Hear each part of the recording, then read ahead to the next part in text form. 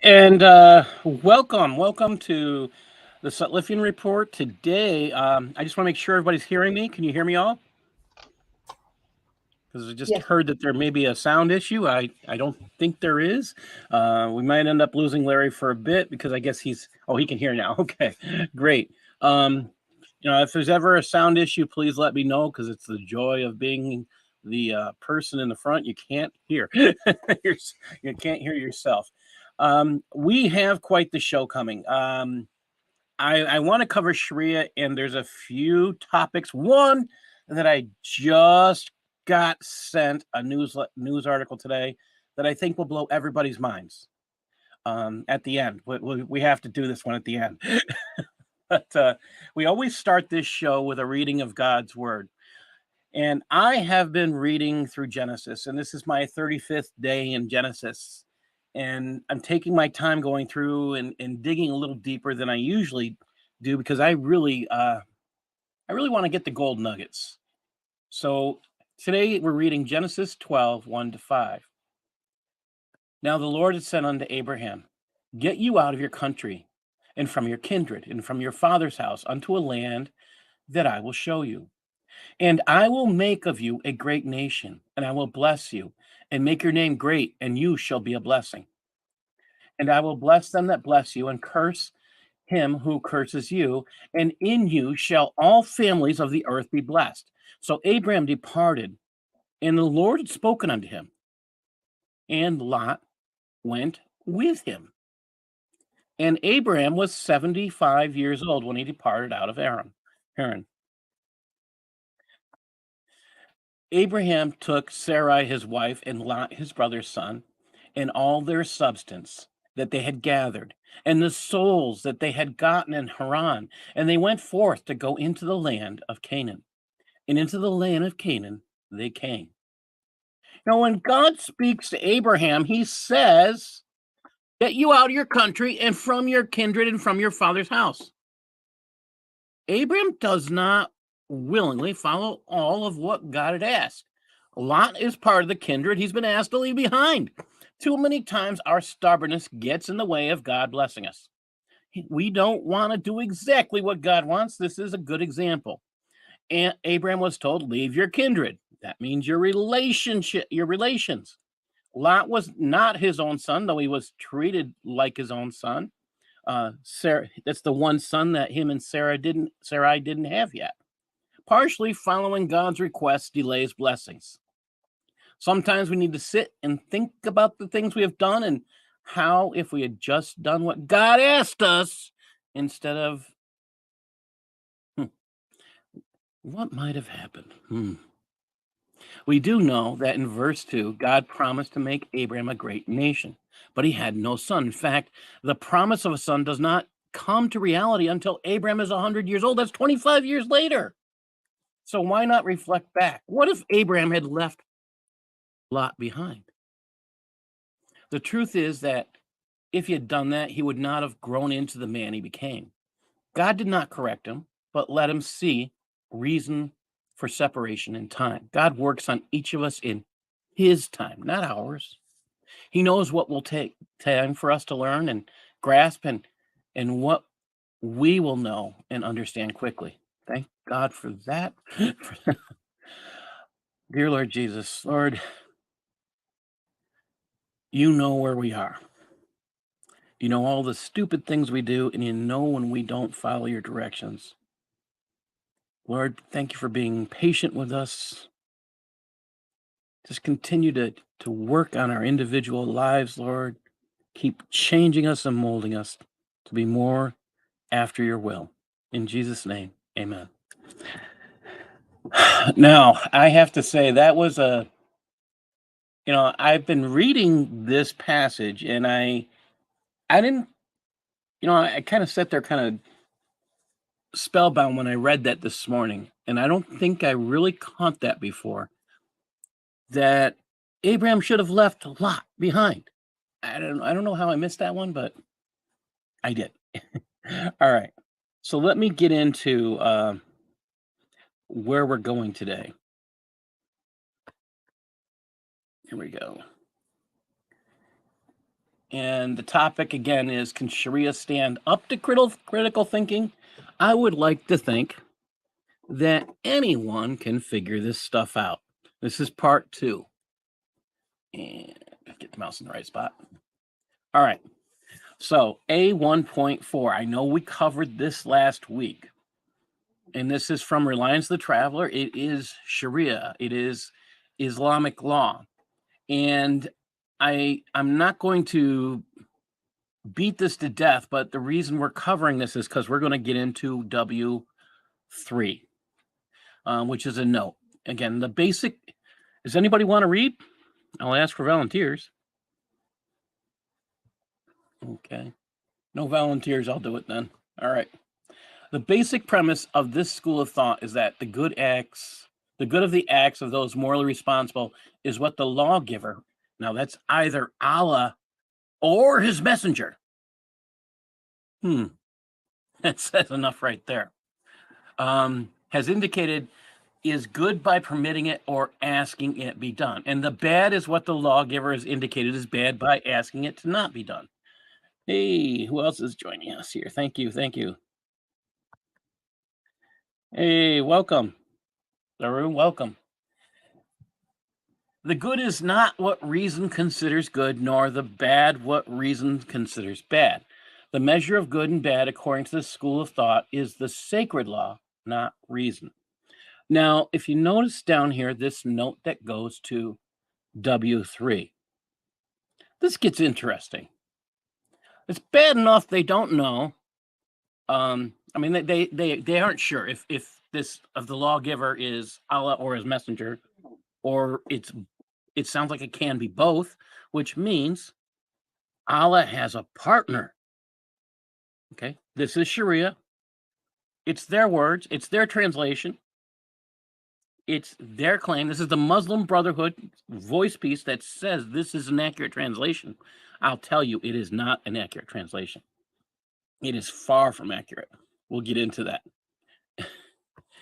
But let's take a look. What is W3? And there we go. Now, this is where things get interesting, especially when you look up who Ghazali is and you start reading his books. Because when I'm reading Sharia, I get confused because I know who Ghazali is now. Ghazali sometimes says in his own books the opposite of what Sharia says. So I sit there and I'm kind of like, wait a minute. But you have to understand that Islam it has this great purpose of duality. It wants you to be totally confused, if you ask me. That's the purpose of duality. You can say one thing and mean another. That's like holding two opposing beliefs. Your brain is not made to handle that. So let's get into what he says about reason and sacred law. And Ghazali is the guy who's making these notes. It says the way that the medicines of acts of worship work, their limits and amounts being specified and determined by the prophets, cannot be comprehended by the apparatus of intellectuals' intelligence. Anybody have a question about that?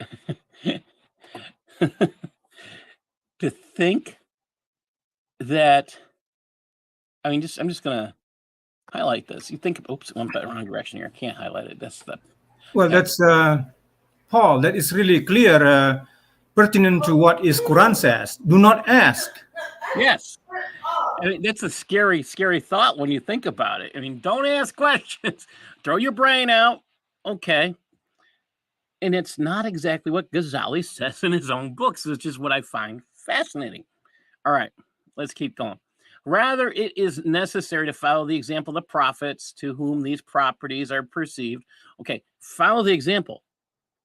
Okay, if you follow the example, does that mean you have done any reading or learning? No, that means you can repeat and do. You haven't done any learning. We consider this, in the education world, this is considered mimicry. It is the lowest level of comprehension and learning. Mimicry. Okay, who does that? Toddlers. Babies. Do we expect kids who are in kindergarten to go beyond that? Absolutely. How are they going to learn if they don't? When we got kids starting to read, they have to go beyond it. If you get up to a grade 3 level in reading and you don't go any farther, you will never, ever graduate from high school. If you do, something's wrong with the people who taught you. There's a reason why, because grade 4 is when you read for new knowledge. That's the levels of reading. Okay, let's come back here a second. It says, if a philosopher denies the possibility of such properties in the numbers of the rakas of the prayer, stoning the pillars at Mina, the number of Hajj integrals, or any of the acts of worship. Wait a minute. Hold on. Have we even talked about any of this? No. So a philosopher, they're not saying a Muslim. They're trying to say if anybody asks questions. If you deny the possibility of such properties, and then the number, where do they learn the number of rakas? In Shariah. It's not in the Quran. So you're not allowed to ask questions. Just like someone, was it, that wasn't Larry. I don't know your name. I'm sorry. Daru. Whoever's, Yeah, it is I. It's according to Quran Surah 5, Al-Ma'idah, verses 101. Yes, 5101. That is, Usama likes to say that. 5101 is, it's exactly it. 5101. Don't ask questions. Throw out your brain. All right. If you can't ask questions, you can't find the answers. Whoa. So throw out your brain. This is what he's saying. Again, it's funny because he doesn't say this in his own books. At least the part I'm reading. It's kind of humorous. All right. I know this is small, so I'm going to grow this up a bit. All right. Let's see. Anybody want to volunteer to continue reading? This was the last word here. Go back. Right click to do that. So that's sacred law. Sorry. He will not find any difference in principle between such properties and those of the various medicines. For example, or the stars. If he says, I have tested something of both astronomy and medicine and found them to be correct, so that in my heart has accepted them, and I no longer think they're far-fetched or reject them, while I have not tried this, so how can I know it exists or investigate it? Should I acknowledge its possibility? Why can't you investigate it? That's got to be the next question. No, you just got to accept it. 5101 again. That's that scripture. Quran 5101. Toss your brain. He says, now this is where it gets interesting. Here we go. But you do not always continue your acceptance to what you have personally tried. Rather, you accept information from others who have, and you follow them. Now, I have a problem here. If you're following someone who is walking off a cliff and you simply accept it and you're following them, guess where you're going? Off the cliff. Is that anything considered wise? Absolutely not. Have you given up your brain? Well, it's gone now. You don't have a chance. You walked off that pier.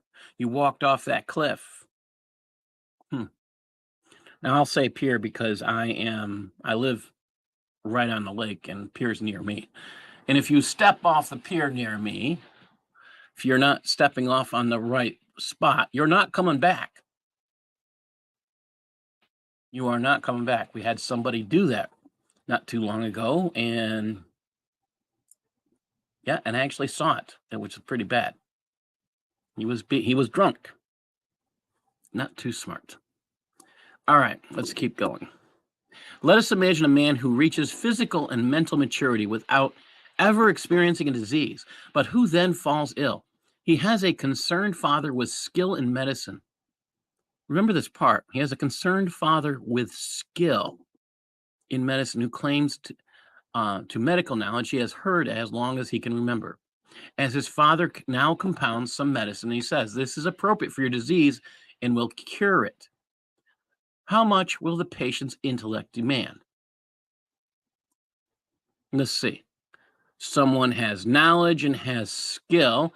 Do you defer to people who have knowledge and skill, have proven knowledge and skill? Okay, that's wisdom. All right, we defer to medical doctors. Why? Because, first of all, they went to a school, probably several schools by the time they're done.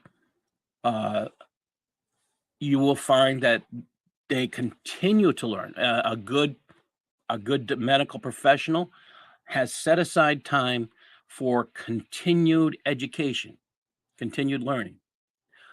You'll find educators do this also. They don't really have a choice. I'll tell you, I said people in education, they would like to take that time off. We went through what you went through. I'm retired. We went through 4 years of a bachelor's work. We went through 1 to 3 years of master's work. Some of us have PhDs. Oh, keep thinking about that. And we have to keep learning. Medical professionals have to keep learning for another reason. Because the world of knowledge keeps growing. And the change and the improvements of society keep happening.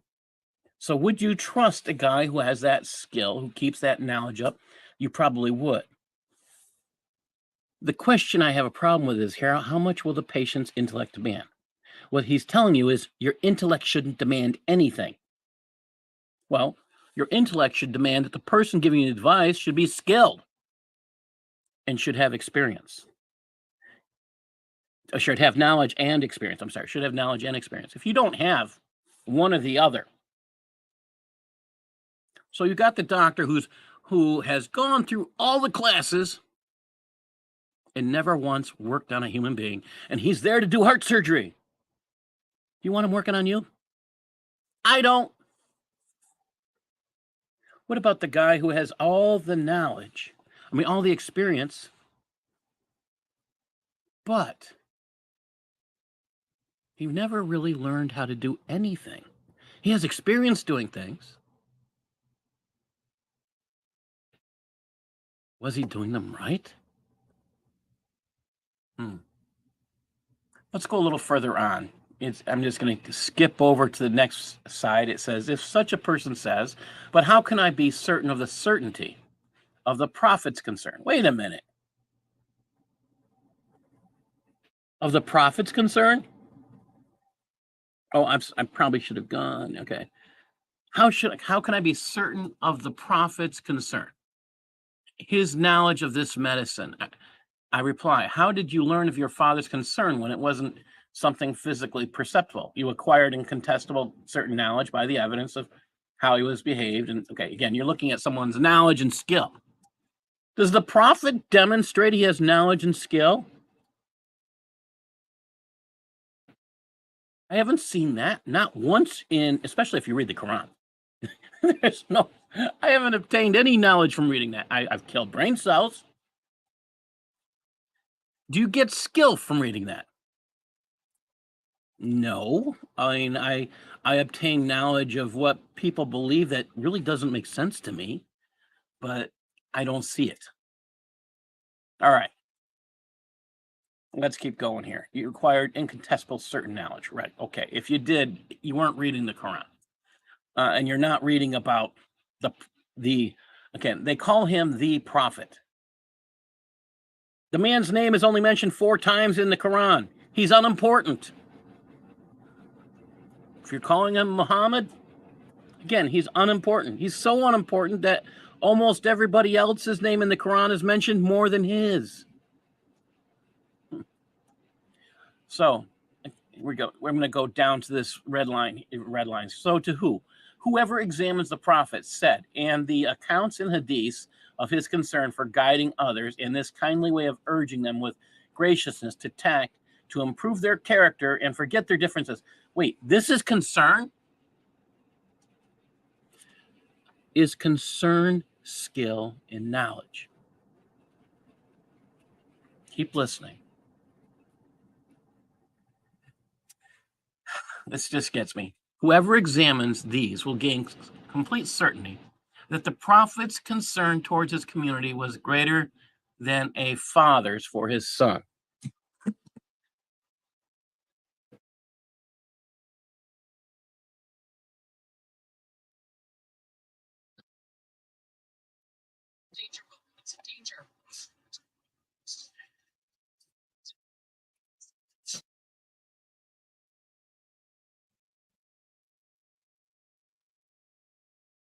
Concern is not the same thing as knowledge, people.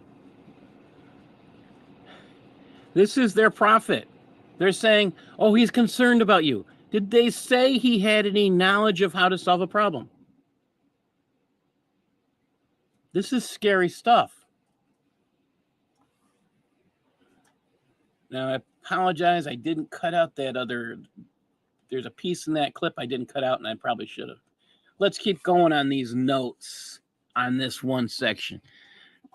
And it goes on. At his hands, the wonders of the unseen imparted by the Quran through the tongue and conveyed by prophetic hadith. Again, Muhammad never gave a prophecy, so I don't know what they're getting a prophetic hadith. Again, if you read the hadiths, you don't find any prophecies. You read the Quran, you don't find any prophecies. When one looks at what he said about the later days, which has come to pass. Wait a minute. If it's the later days and it's come to pass, it's not the later days that he's talking about. Latter days. If it's come to pass, it's not the latter days. So who's lying here? Who's giving us, this is Ghazali telling us he's misinforming us. One gains absolute certainty that he reached the sphere which lies above and beyond the mind, and that the eye which opens into the unseen, that none but the elect know. Does anybody sound like they've heard some of this before? Well, you should have. Because they're talking about Gnosticism. The secret knowledge that you get. That only the elect get. Oh, so Islam is Gnosticism. It's based on that. Absolutely. It's not something I created. This is something that we have to talk about. Islam is based on secret knowledge, Gnosticism. All right, we're going to go back to A1.5. Does anybody else want to read? I'll take volunteers. I can read, Paul, if you want. Go ahead. Okay. Just stop when you get to the green section. You can finish that. Okay. According to this school, a person is not morally obligated by Allah to do or refrain from anything unless the invitation of a prophet and what Allah has legislated have reached him. You're fading out a little bit, Larry. Can you? I don't know if you can get closer to the mic or. Oh, well, I might have a problem then, Paul. So is it any better? It's just me. If you could just speak a little louder, maybe that'll help, I guess. Yeah, I'm not sure if I can. I'll try. Okay. It says, invitation of a prophet and what Allah has legislated have reached him. Discusses. No, this W4. Notice that W4. We're going to come back and talk about that in a minute. Okay. Discusses Islam's relation to previous prophets' laws. Okay, read the rest of that when the green section is done. Let me know. And just stop. Okay. No one is rewarded for doing something or punished for refraining from or doing something until he knows by means of Allah's messengers what he is obliged to do or obliged to refrain from. Let's think about that. Here we go again. Secret knowledge. All right. No one's rewarded for doing something or punished for refraining from doing something, or unless you're told certain things by Allah or his messengers. Wait a minute. Can you continue for a minute there? Can you finish this up, Larry? I think, Paul, if I can ask, there is a hadith saying that even a baby go to hell. So how can a baby go to hell if he doesn't know anything? Well, that's Isn't the it point. contradictory? Yeah, and that's well. Let's see now. If the Hadith says it, does that contradict? If Sharia says this, supposedly Sharia can abrogate Hadiths and the Quran, and this is Sharia, so that would abrogate that Hadith. Now, is that Hadith Sahih? Would be my next question. Oh, yes, yes. So that would, in this case, that would mean this passage in Sharia would abrogate that Hadith. And that's the scary thought. Once you start realizing Sharia abrogates Hadiths, this is something I've been spending some time with Dr. Lloyd, and I am just mind numbed. I'm stealing from his copy of Reliance the Traveler, and the Dr. Lloyd de Jong is who I'm talking about. His work, I think, is incredibly valuable. And he's been pointing this out to me, and we've talked a couple times, and it just doesn't cease to amaze me. How can this God exist who can't even communicate in, again, this Allah says he accepts the Torah. Okay, so you accept the Torah, you accept Genesis. That means God created us in his image. If we're created in his image, then God gave us something. Okay, we should be able to know what is true and what isn't true. Okay, I mean, what do I mean by that? We should at least be able to know what is good. At the very least, we should be able to have a hint of what is good, what is bad, because God is good. But he's saying here, no one's rewarded for doing something or punished for doing anything until Allah's messengers or whoever communicates with him, because Allah doesn't communicate. He sends messengers. So that baby that's getting condemned, going to hell, if Allah didn't communicate, that baby can't go to hell. That's what this says. It's kind of scary when you think about it. What happens if God doesn't communicate? This is where Allah doesn't know things, and he can't communicate. He's probably the worst communicator. If after you read the Quran, you really understand that. But the secret knowledge, this to me is the scariest thing out of the whole thing. Once you start looking at it, Islam as a form of Gnosticism, it's a whole other can of worms. Let's finish this piece off. So whoever lives in such complete isolation that the summons of a prophet and his sacred law do not reach him is not morally responsible to Allah for anything. So this is, again, it's another statement that baby can't go to hell. That baby can't be responsible for any error. It doesn't matter if you're 92. If Allah hasn't reached you with his sacred law, you could be 120. You can't go to hell. According to this, you can't be judged for anything. So if you got that secret knowledge from Allah, some messengers, then okay, now you can be judged. Well, let's think about that. Does that pay off, getting this knowledge? Now you can be judged on what you know if you have the secret knowledge. Is that really how God operates? Or does he expect something from you? We have a problem here.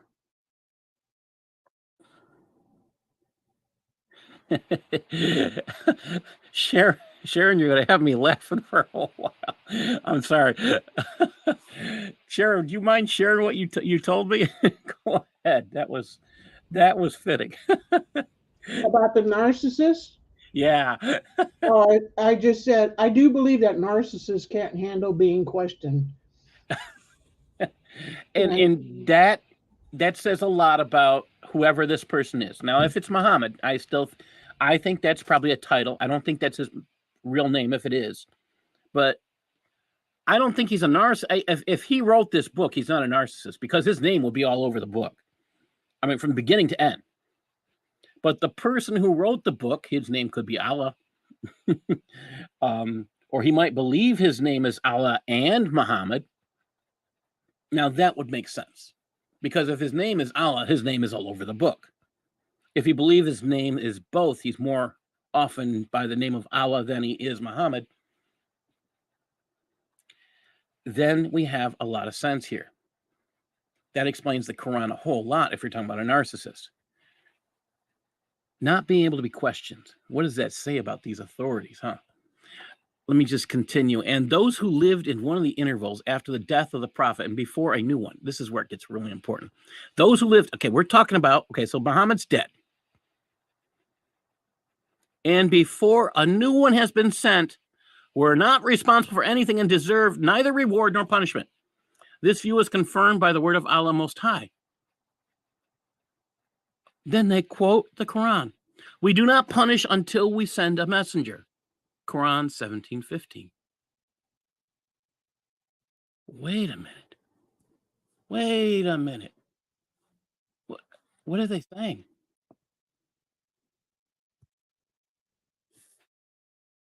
Now, since Islam claims there's no more messengers, aren't we free to do whatever we want? Think about it. Are we free to do whatever we want?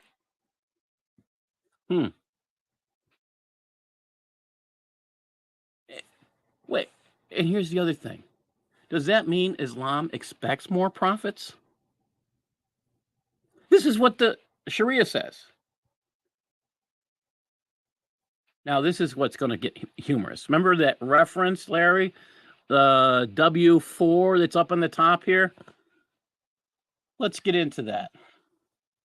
See, they had to create notes. Yes. Can I ask one question real quick? Yes. In Islam, is paradise considered a reward? It would be considered an earned reward. Well, here's my question. If you don't get a reward or a punishment, what happens to you when you die? This brings us back to the concept of the Catholic belief of purgatory. So it's a good question. Yeah, and that is, I haven't explored that belief within.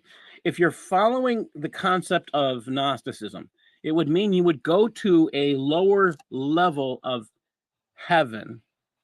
So you might go to the first level, and you wouldn't get to the second, the third, the fourth, the fifth, or whatever, how many levels of heaven there are. You would be on a level which would be considered a bottom rung. So that would be whatever, you got by. Since you can't be judged, you'd be on the lowest level, is how I would interpret that, if we're looking at it as a form of Gnosticism.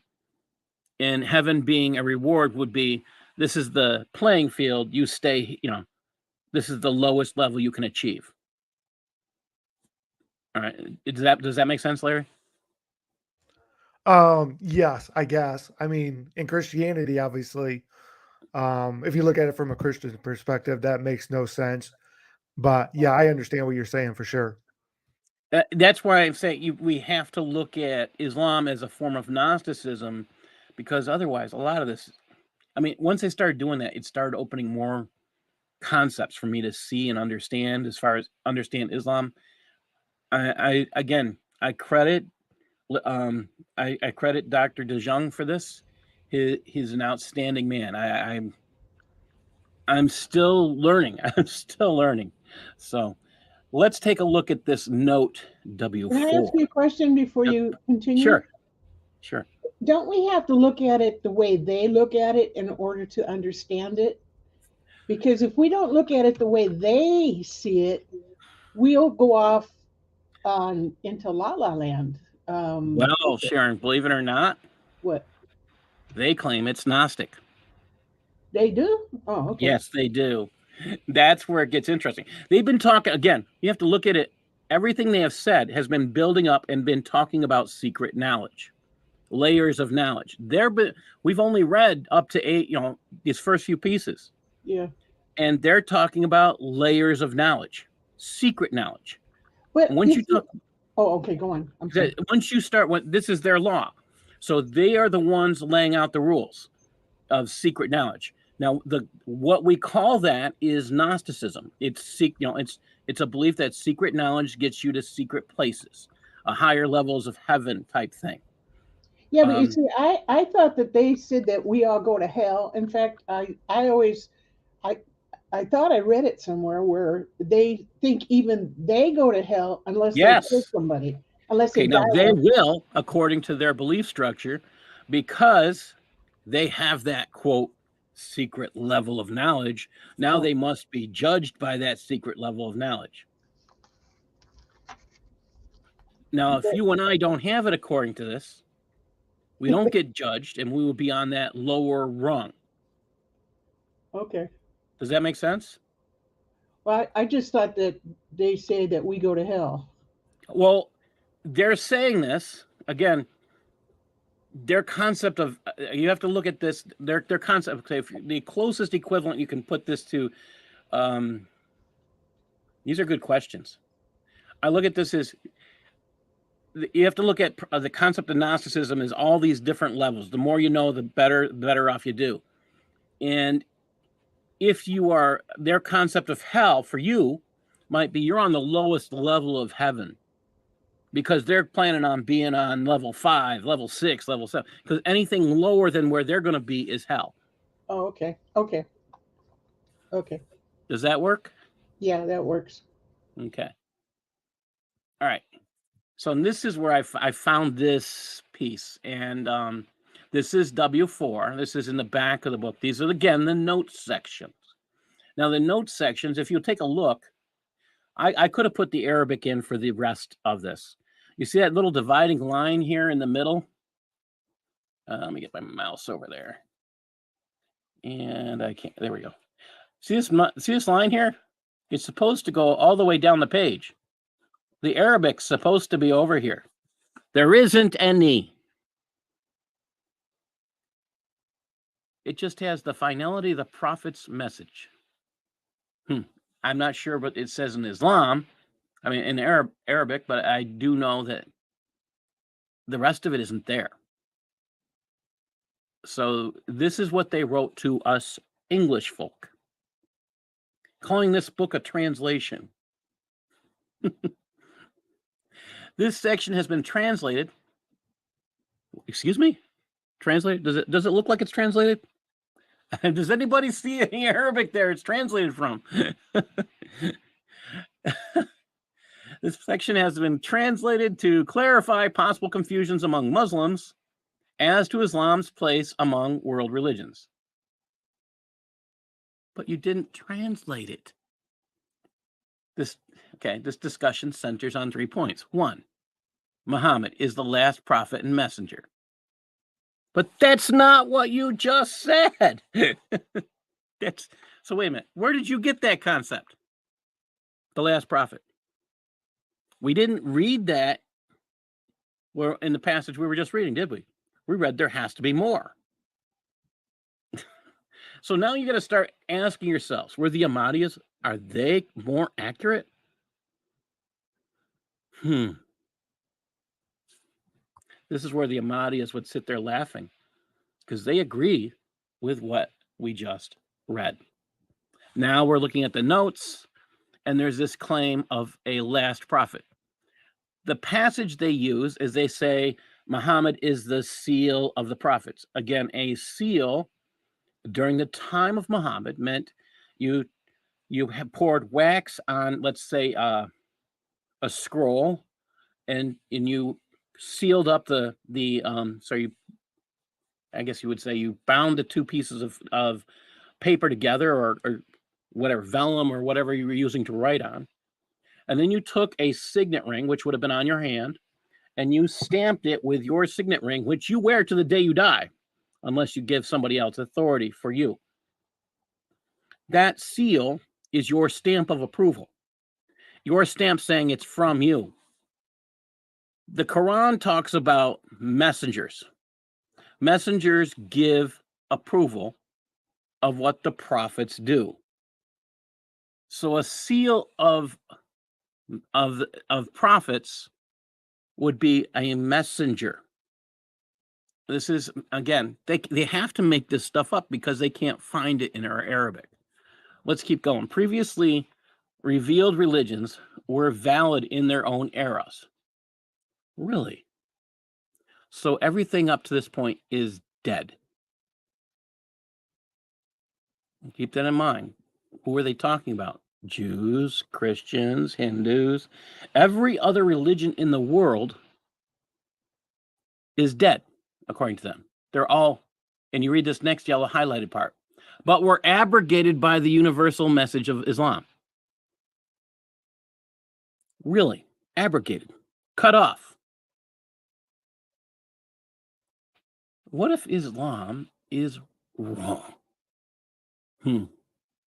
Let's keep going here. Both points are worthy of attention from English-speaking Muslims who are occasionally exposed to erroneous theories. Who's calling them erroneous? Again, these notes here have nothing in our Arabic to translate them.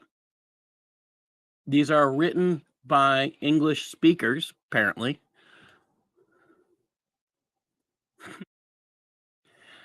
Who are occasionally exposed to erroneous theories advanced by some teachers and Quran translators affirming these religion's validity, but denying not mentioning their abrogation, or that is unbelief kuffar to hold the remnant cults now bearing the names of formerly valid religions such as Christianity or Judaism are acceptable to Allah Most High. He has sent the final messenger. Really? Where in the Quran does it say that?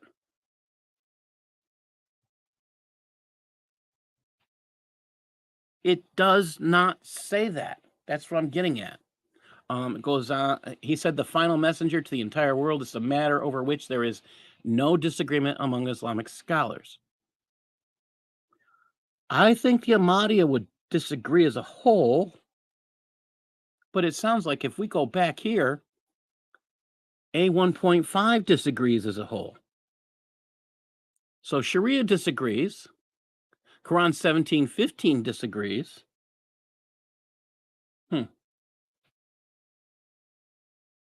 If English-speaking Muslims at times, okay, let me just get at that again. No Arabic on this. All right. Get that last passage just a second. And if English-speaking Muslims at times discuss it as if there was some question about it, the only reason can be that no one has yet offered them a translation of scholarly Quranic exegesis tafsir to explain the accord between the various Quranic verses and their agreements with the Sunnah. A few passages translated below will hopefully be. Oh, wait a minute. So they'll translate something further on, but all this is not part of Sharia. Did you catch that? Islam is the final religion that Allah Most High will never lessen or abrogate until the last day. Again, show me that in the Quran. Because he does say, Allah does say that the Torah is accurate. He does say that the Gospels are accurate. So if Allah can't preserve his word, why would he preserve the Quran? And he's already proven over and over again. There are how many Qurans? What are we up to? 38? Yeah. And you know what? Their meaning changes just so easily. Let's keep going. A2.0. We're out of that notes section. The superiority of sacred knowledge over devotions. Now, Nawawi is a commentator. He says, Allah Most High says, say, are those who know and those who do not know equal? Again, that's Quran 39:9. Only the knowledgeable. Do you hear I'm going about this Gnosticism? Secret knowledge. Only those who know and those who do not know equal. Again, from the Quran. Only the knowledgeable of his slaves fear Allah. Quran 35:28.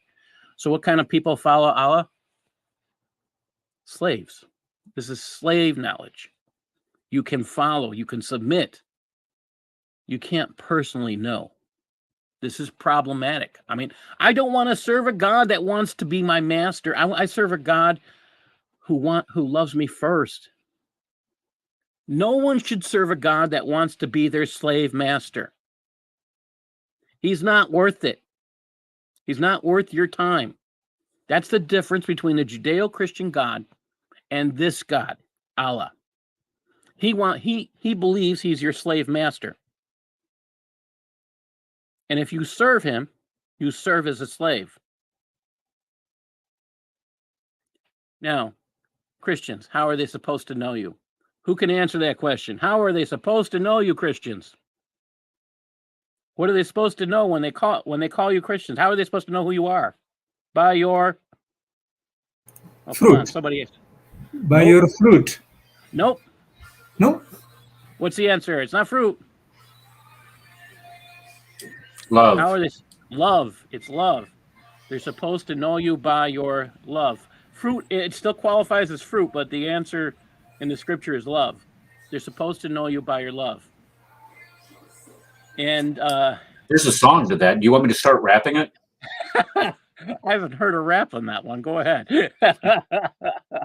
They will know we are Christians by our love, by our love. They will know you are Christians by our love. Oh my gosh, I haven't sang that with kids since, wow, it's been an age. All right, let's keep going. Allah raises those of you who believe and those who have been given knowledge, whole degrees. Again, it's not me saying it's Gnosticism. It's in the Quran. It's in the Shariah. Degrees of knowledge. The prophet, whoever Allah wishes well, he gives knowledge of religion. So if Allah doesn't wish you well, he isn't going to tell you anything. If he doesn't tell you anything, you can't be judged. So why do you want to know? And also, Paul, maybe I may interject, add a little bit. I have read that it's Gnosticism, because what happened is I talk to Muslim, what they say is, if we know about good things, our knowledge can release us from our sin, because sin is a bad thing. So our knowledge can then redeem us from our sin. Yet the Bible said, no, nothing can redeem you from your sin, but only Jesus can. Now, because knowledge, if you know everything about the sacred law, it will release you from your sin. Indirectly, our knowledge is our God. Isn't it like that? Yes, Because there is that's what the actually a faith Muslim structure very said. similar to that. They will give you time off from an imaginary place that's supposed to be in between heaven and hell for reading books and things. You can get time off, and that's actually, there were stamps in books. I still have those books. It says you get so much time off from this imaginary place between heaven and hell, so you can get, you can burn that time off because you read this book or you said this thing. It's the same concept. It's scary, and in the truth of it. I mean, I consider that secret. If knowledge is going to save you, you're in trouble. Let me tell you why. You can know a whole lot of crap and still be wrong. You can think you know things and be wrong. You can be delusional. Hey, us Americans, we have a president with dementia. He can get up there and say anything. He doesn't know how wrong he can be because he's got dementia. So his knowledge is really going to save him? The only thing that saves you, the only little bit of knowledge that saves you, it's not anything that you earn or learn. It's your acceptance. This is where the only thing I'll accept as far as a part of knowledge. Your knowledge is the acceptance of what Jesus Christ has done for you on the cross. He died so you can be saved from your sins. What he did was he paid the price for your sins. Those nails that went into his hands and into his feet, that was for you. That was all done for you and for me. He paid that price. Nothing we do, not a single thing that I learn, not a single thing that you learn, not one thing. There's nothing we can do to earn it. There's nothing that we can do to learn to save ourselves from sins. It's all on him. Jesus did all this for you. He did it for me. He loves us more than we can ever know or comprehend, because I'll be honest, I am not that nice of a person. I am not that loving that he is. You don't want me as this kind of a concept of God, because I couldn't do it. God goes far beyond my ability to love. All right. Sorry. I want everybody to understand that. And it's funny because that came up because I do a lot of posting in a Facebook group called Islam is Dying. And I don't know how many of you know this, but one of the biggest problems with Islam is not the Gnostic faith. It's that they don't know they can communicate with a God who loves them. They don't know what it means to pray, because when they pray, they do vain repetitions. They say the same thing over and over and over again. They have to beat their head. Sometimes they have to do it in public. Wait a minute. In the Bible, it tells us to basically go inside a room, a closet, someplace private. You can get down on your knees if you can. I'm a little bit older, and getting on my knees is not something I can do because I have real difficulty getting up. But go someplace private. Our God is willing that if you come to him, and I say, go, this is what I told the man. There's a guy who was asking in Islam is Dying, how do I accept Jesus? And I told him to go behind a closed door. And all you have to do is reach out and say, Lord Jesus, I know what you have done for me on the cross. You paid the price for my sins. Thank you. Change me. Work on me. Make me whole. That's it. You don't have to do anything. God will work on you. That to me is one of the greatest miracles of all time, that Christianity is not a faith where you have to do. It doesn't require works. It doesn't require that you do things. You might feel God compelling you to do things. That makes sense. You might see God changing you from within. That's how he works. You might feel a little smack once in a while from God because he's telling you, hey, stop doing the stupid thing. But this God of ours, he loves beyond comprehension. This is why it's dangerous to follow a God who wants you to be a slave, wants knowledge to be important. I will say knowledge is, we teach today throughout America, throughout most of Western civilization, that knowledge is power. I will not ever deny the concept that knowledge is power. But is it salvation? No. You can't do anything to earn that. I think that's the biggest mistake that is often made. Some people think they can earn their salvation. Let's come back to this. Then the prophet said, Allah and his messengers, the inhabitants of the heavens and the earth, the very ant in its anthill, and the fish bless. Really, the fish bless things. Those who teach people what is good. If a fish can bless you,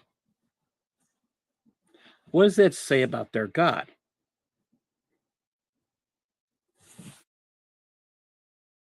A fish now has the power of a God? I didn't say it. They're saying their prophet said it. So if Muhammad thinks fish can bless you, okay. This next one here. When a human being dies, his work comes to an end, except for three things: ongoing charity,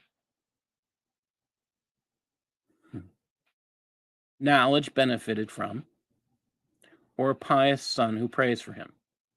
Why he's praying for somebody dead, I can't imagine.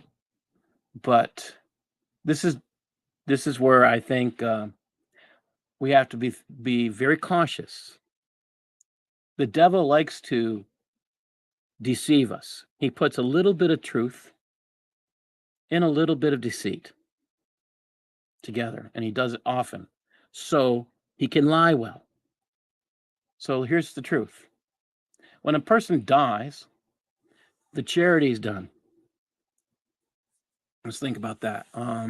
So you gave a person a meal, and just by chance, because you gave them that meal, they were able to live another day. And then they went on and started to share with others a meal. So that does live on. Knowledge benefited from. So someone benefits from your knowledge and goes out and shares Jesus.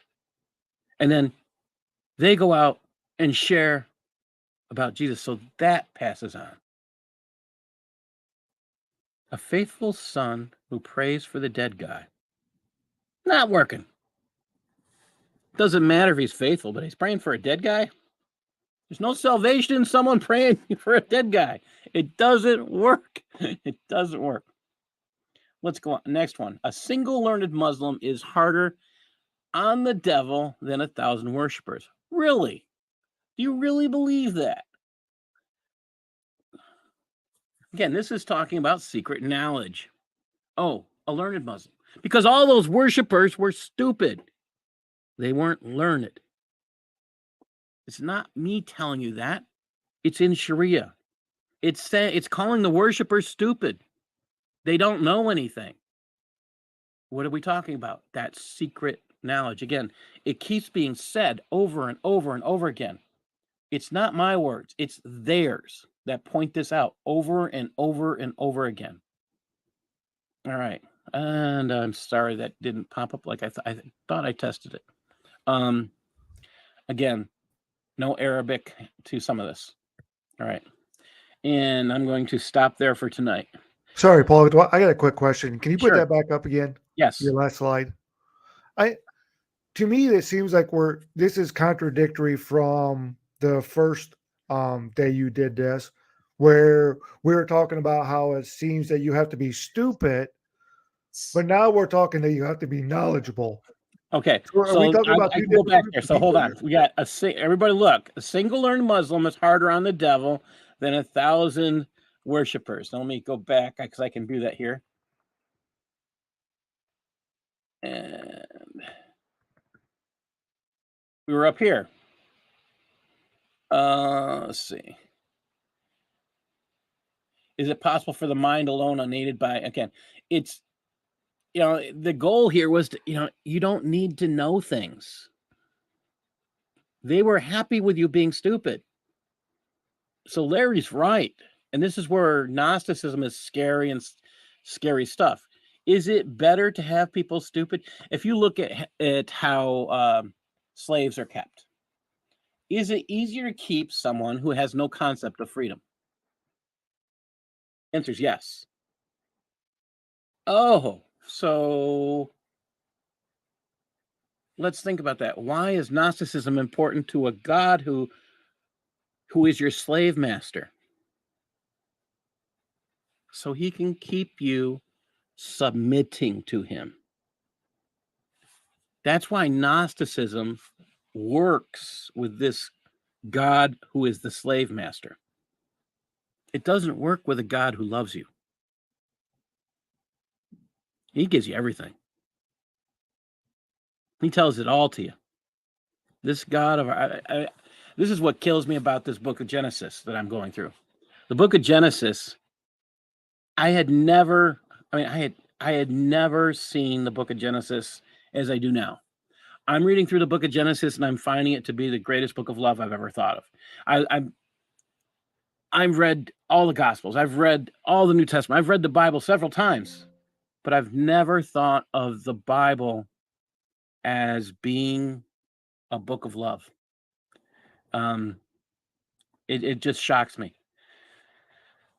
Anybody else have a few comments before I get into the news that I just am shocked with?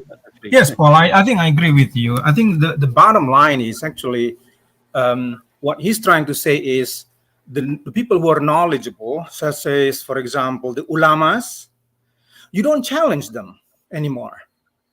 So in caliphates, say during Umayyad Caliphate or Abbasid Caliphate, all of this ulama is a part of the government.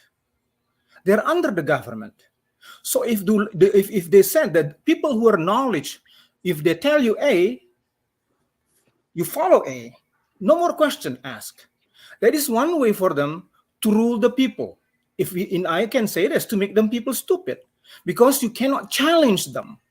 Because remember, whatever the Allah said or Muhammad said and all the Amirul Mu'minin said, that is equally binding.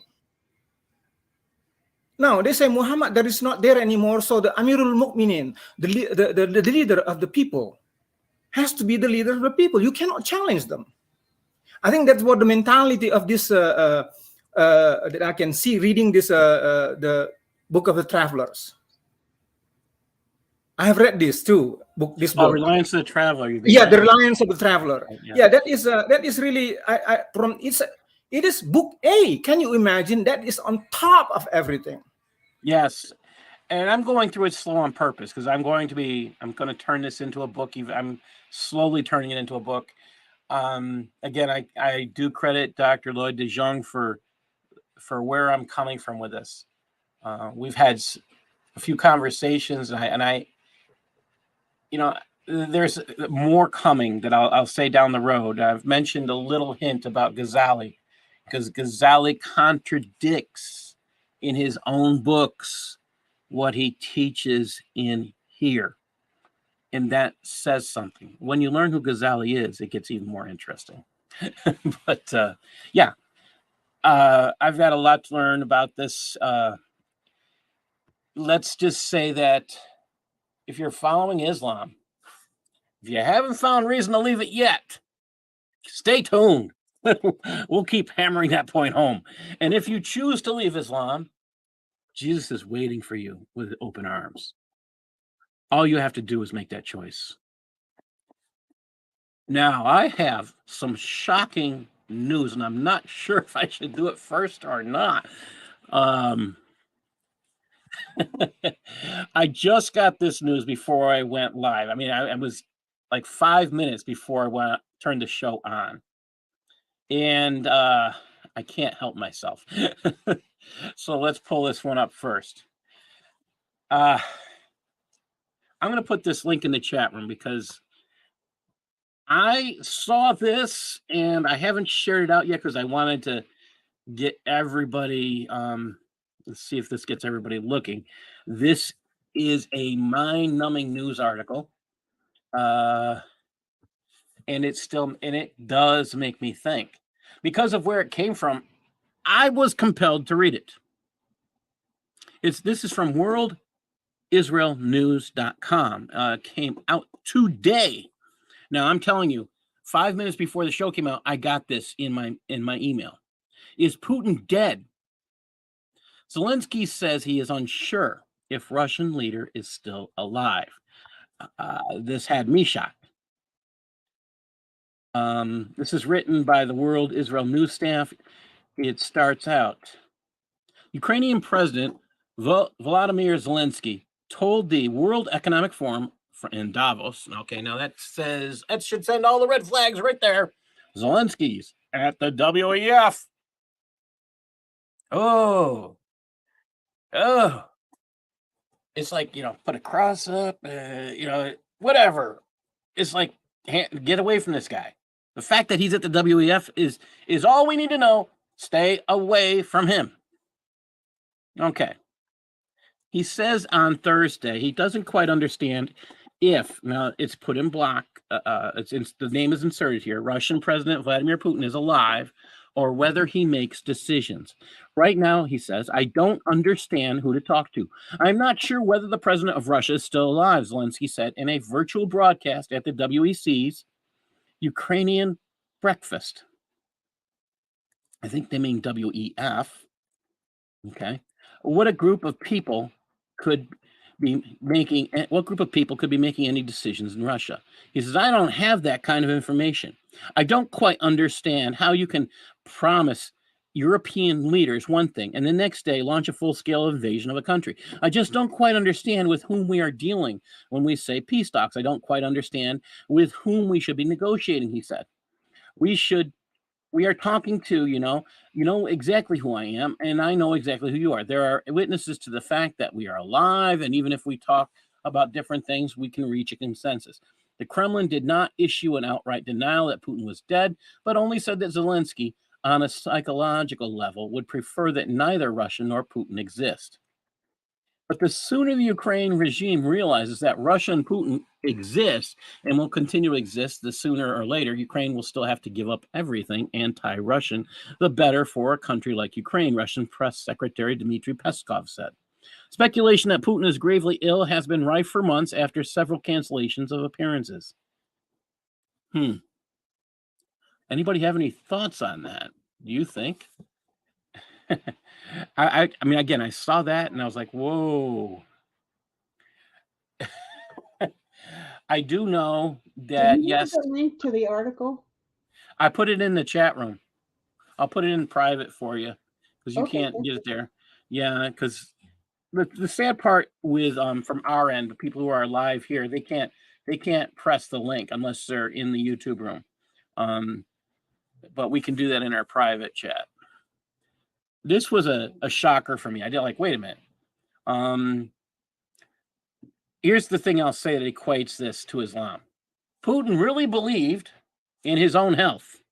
You'd see him out there bare-chested, out there showing off his strength. He had Obama out there, basically, Mr. Skinny Dude riding a bicycle with a helmet on. What do you see? Next thing you see, next to him, you see another picture of Putin riding a horse, bare-chested. Oh, manly guy type, thing. You see Obama trying to jog. Next thing you see, Putin out there lifting weights, and showing off. He really believed in his own health. And if he's dead, did that health save him? Go ahead, Eric. I'm waiting for, if you want to talk, go ahead.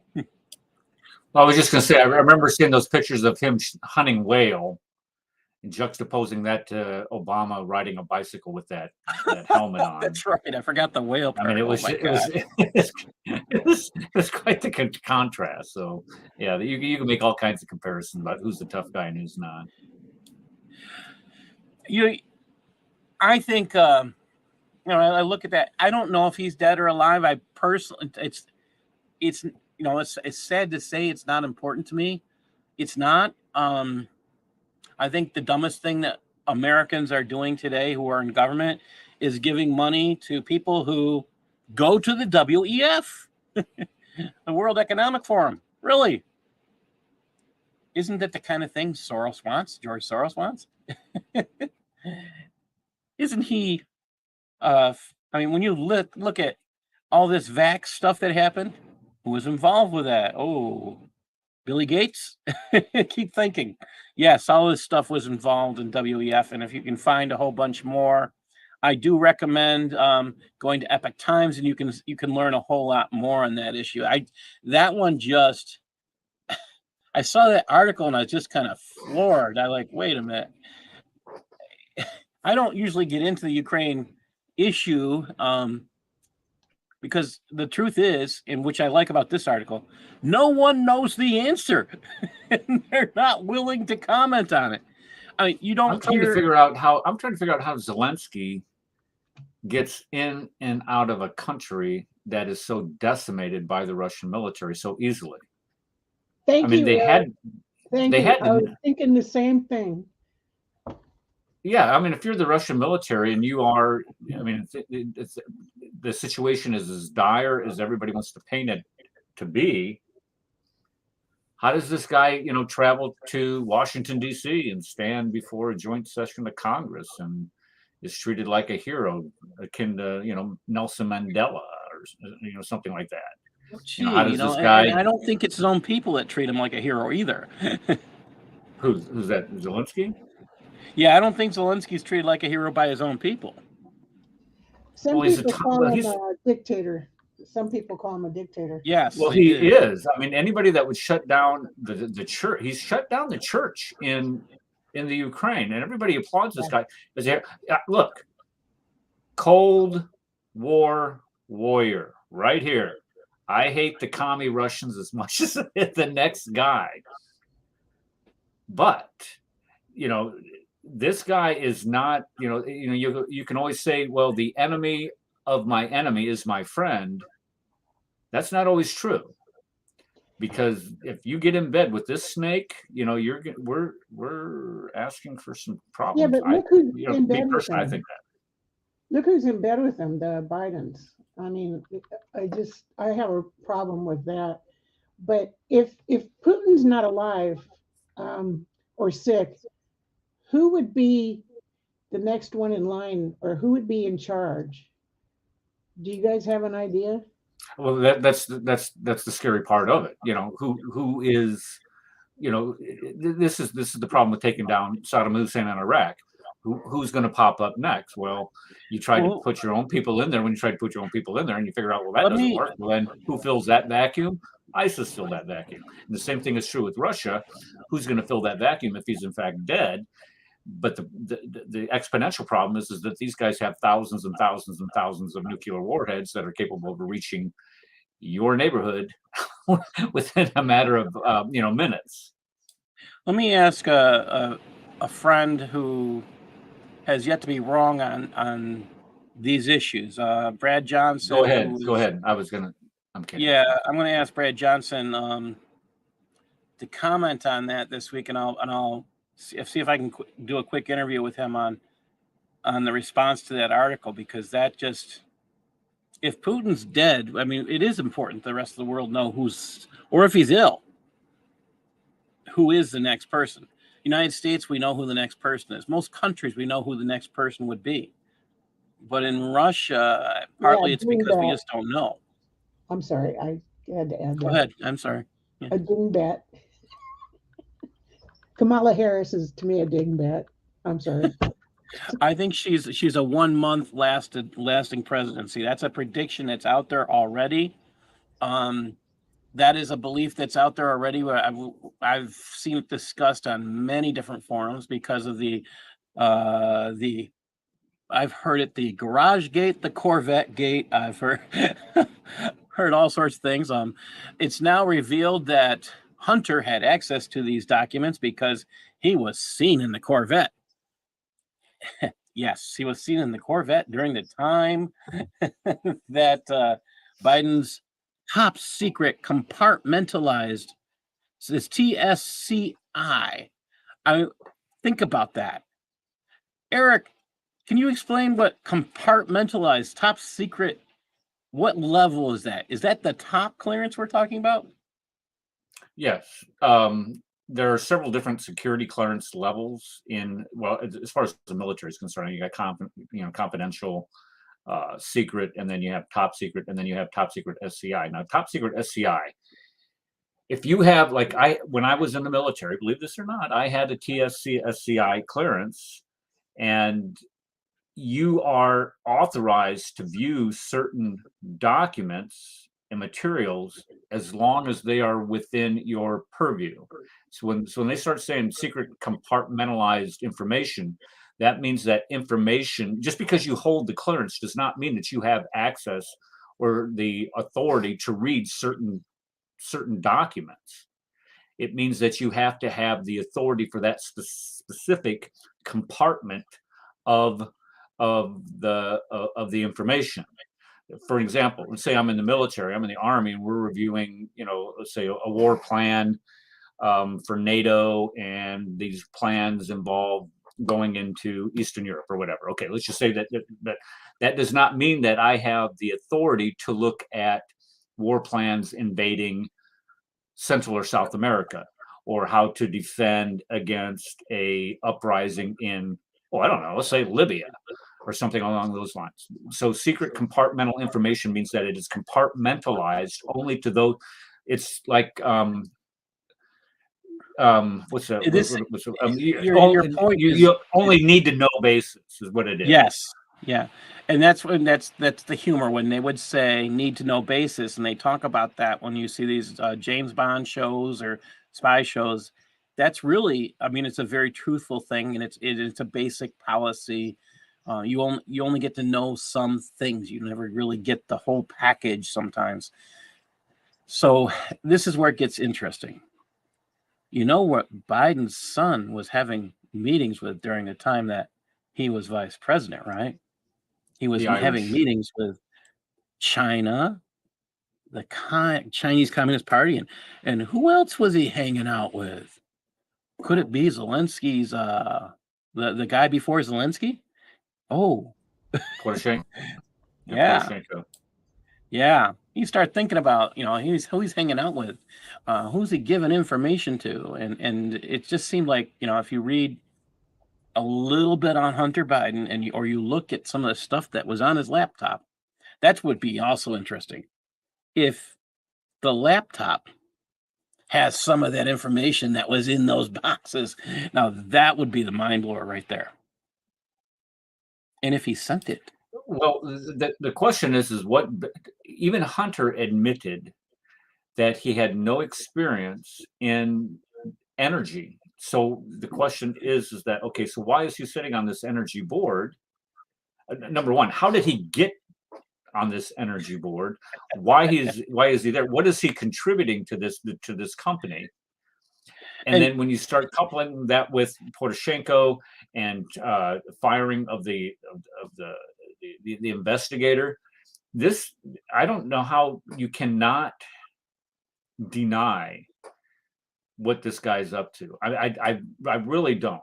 And this is where people want to be, people. Sunday's show. Oh, just a 411. Sunday's show is called Islam's Blind Spot.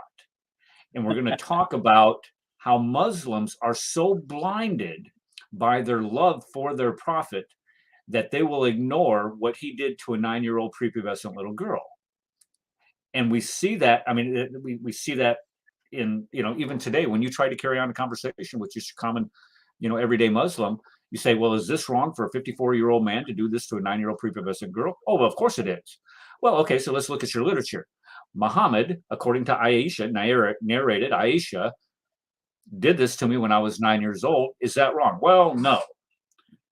It's a blind spot. And the same thing that holds true with the Hunter laptop is that that's a blind spot for, some of the leftist pigs in this country. They know it's there, but they'll deny it, that he has any type of wrongdoing, despite the fact that this guy's pulling down $100,000 a month for doing nothing on this energy board. And that's Hunter was asked why he was on that board, and he actually answered he didn't know. He was asked. I thought it was for money, and the big guy, who we're talking about. He does come out and say that's the CFC. That's the China. That's the China deal. Oh, the China deal. Okay. Yeah, that was the China deal. Yeah. But he does come out. There is that's what you're talking about. The big guy. The reference to the big guy is in print. That's in an email. So, but what I think is going to be really telling in the time coming. So here's the. I've heard many different things. One of them is that this information, if it's been there since the time of his vice presidency, it says a lot about who Joe Biden is. When he said he's not, who he was complaining about Trump and how could he be so irresponsible.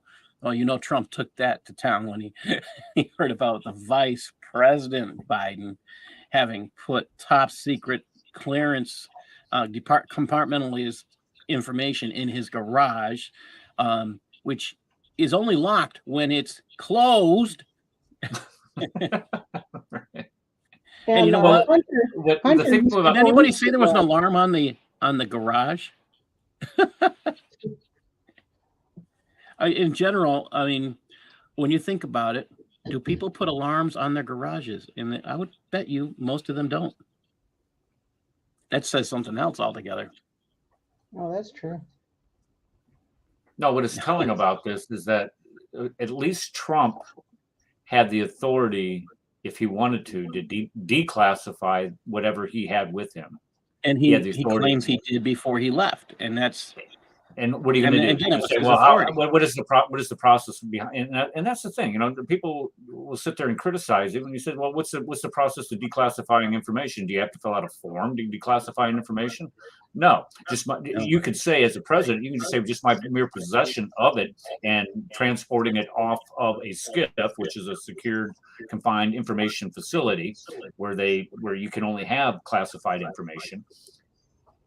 Just by my mere action or actionability of doing this, I can say that I declassified it. I mean, he can do that, but for Biden, he can't do that because the vice president doesn't have the authority. Right? The vice president carries no authority for the classification of information. So let's talk about irresponsible. So my question is, I'm just going by Biden's doctor. Biden's doctor said he was the same for the last 30 years. So has Biden had dementia for 30 years? I mean, that would explain these documents in the garage. But I mean, it's kind of hard for me to believe he's had dementia this long. Maybe early Alzheimer's. I don't see him shuffling like Alzheimer's patients. I do see him doing some of it today, but not the same. If you watch him during the vice presidential debate with him and Paul Ryan, and this would have been 2012. Yes, 2012. So that's 11 years ago. He was on top of his game. I mean, I didn't agree with what he was saying during the debate, and I'm listening to it. And he wiped the floor with Paul Ryan, who was the Speaker of the House. I mean, he literally wiped the floor with this guy. That's how good he is as far as a politician is concerned. Back then, back then, and that's just 11 years ago. Now you compare him 11 years ago to what he is today, and it's not even close. It's not pretty. Yeah, this is right. It's and again, my big thing with his wife, his family, for those in the West Wing, I think they should all be arrested for elder abuse. I don't think there's one that should be allowed to be. I think they should all face charges of elder abuse when they release his medical records on his mental health. It's about control. If you have somebody that is that weak cognitively, you can manipulate and control them. And this is just my opinion. You can take it for what it's worth. But that's why they picked him, because they knew that he could be manipulatable. And look at all the policies that this guy has come out with. He's held previous positions against them, and now he's for open borders on the south. On the south, he's for banning fossil fuel exploration and production. All the things that he used to be previously for as a sensible politician, he's now suddenly against. You don't make those type of turns, especially in your senior years, as far as your core values. As a matter of fact, when you get older, you gravitate more towards those core values instead of separating yourself from them like he's done. So you can clearly see that just by that alone. I hate talking politics. I really hate talking politics. But you can see that. Yeah, that you're saying the same things. This is one of the reasons I enjoy having you talk about it, because that is it. Let me pull up this one last article, which this is another article I just caught before I went live today, and I'll throw this both in the chat room and in our private chat so people can see it. This is another news source that I tend to trust. Honest reporting I tend to love. So let me read this one to you. White House security advisor meets Netanyahu in Jerusalem. The next thing it says, Israeli foreign minister slams 100 countries backing Palestinian Authority. White House National Security Advisor Jake Sullivan today, met with Prime Minister Netanyahu, kicking off a full day of meetings with officials in Israel's newly minted government. Sullivan is the first senior Biden administration representative to visit Jerusalem since Netanyahu's coalition of right-wing and religious parties was sworn into power last month. In a statement put out by the Prime Minister's office, Netanyahu and Sullivan both praised the importance of the strategic relationship between Israel and the United States. An anonymous U.S. official told local media that the National Security Advisor traveled to the Jewish state to gain a better understanding of Netanyahu's current policies toward the Palestinians. Does anybody know where Palestine is? Because I'm still looking for it on a map. It's the Sullivan place is that has also. the NGO is located there, Paul.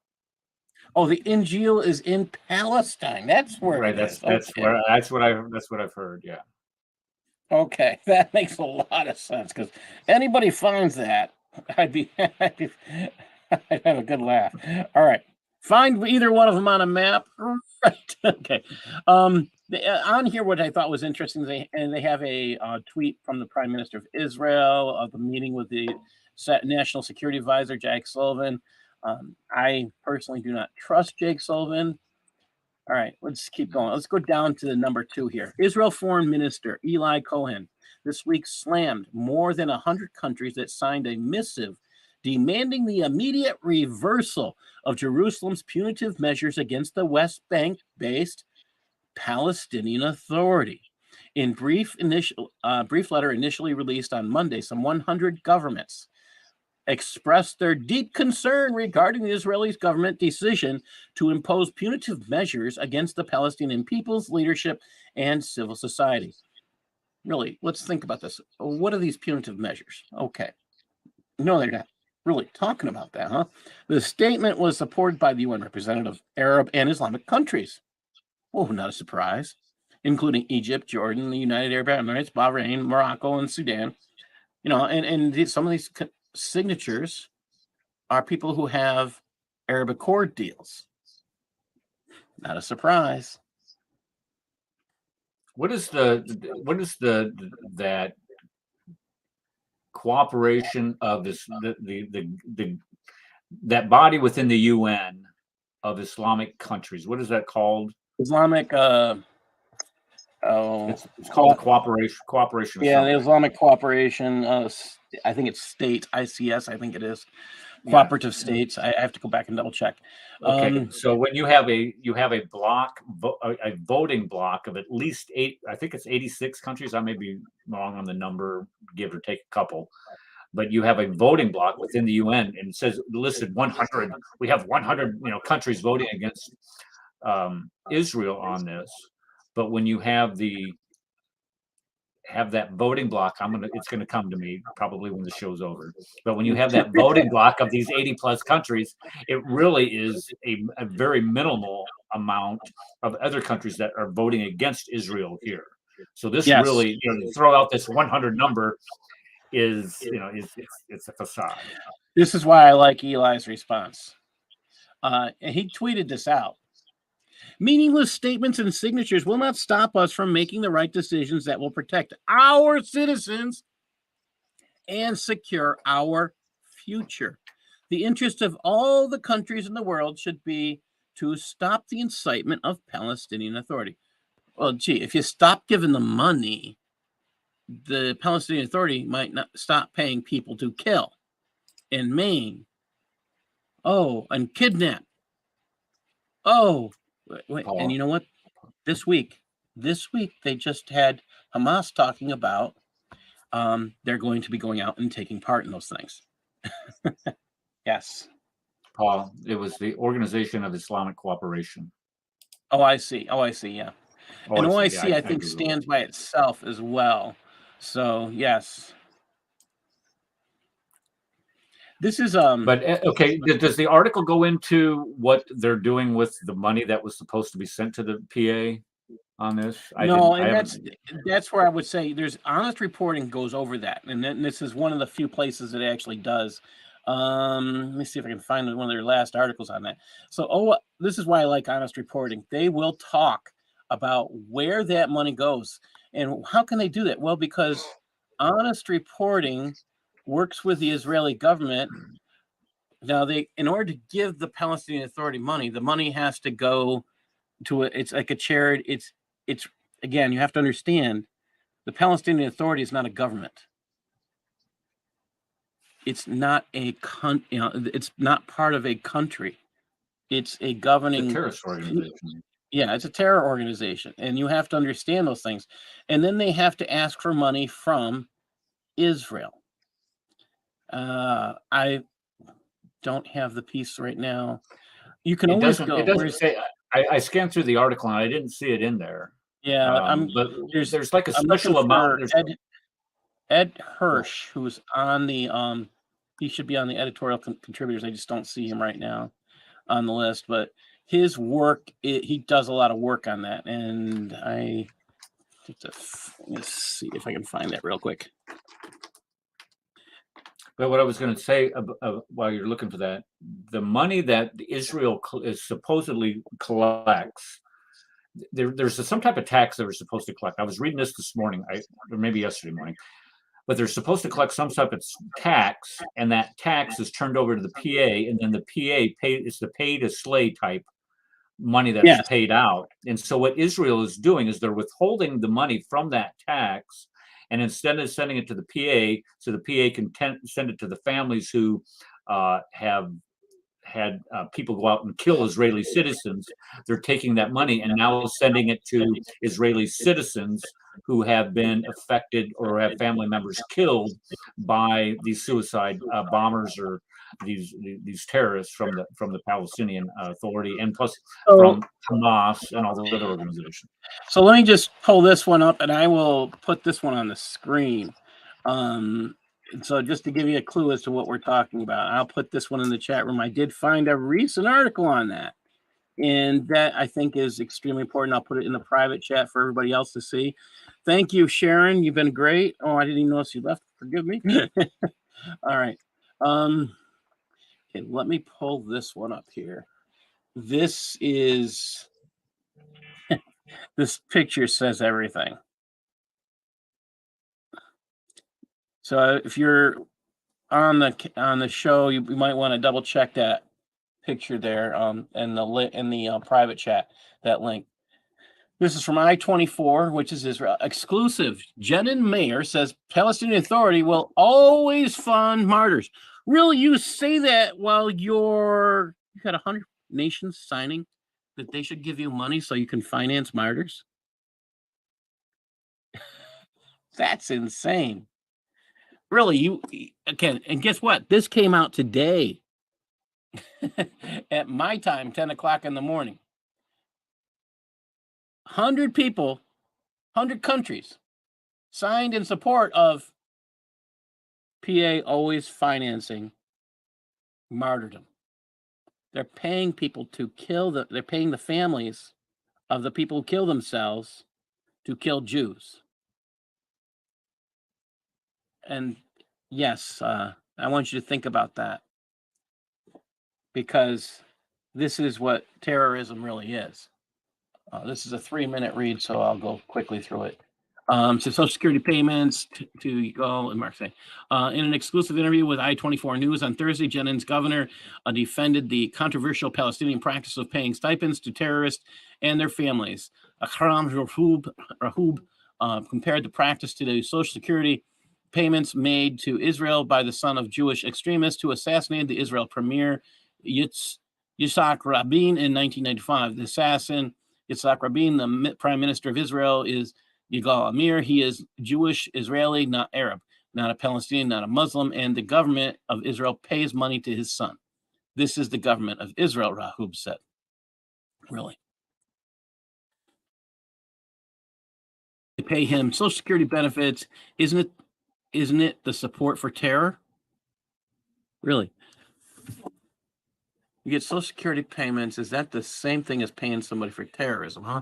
Why is it okay for them to pay somebody they describe as a number one terrorist in the occupation state from this family? It is permissible for a state to give money. And while the Palestinian people whose sons are striving for freedom of their state, it's forbidden for our Palestinian Authority to fund the family of the martyr. Did you catch that? They want to finance the family of the guy who died trying to kill. So you pay someone who tries to kill, you pay the family of the guy who dies trying to kill someone. Isn't that paying for murder? Conspiracy to murder? Aren't you involved in conspiracy to murder if that's the case? Yeah. That's what these countries are trying to do to Israel. It's what these people are trying to do to Israel. 100 countries that would sign on supporting the PA are doing the one thing they shouldn't do, supporting terrorism. Hey, I want to say thank you to everybody for joining us. Anybody want to say some last words? And we lost. I'm sorry, Paul. I just got off the phone. I had somebody call me from. That's right. Anyway, and I was on that, so I didn't hear the last part that you said. It's another great show. saying, I love listening to your shows.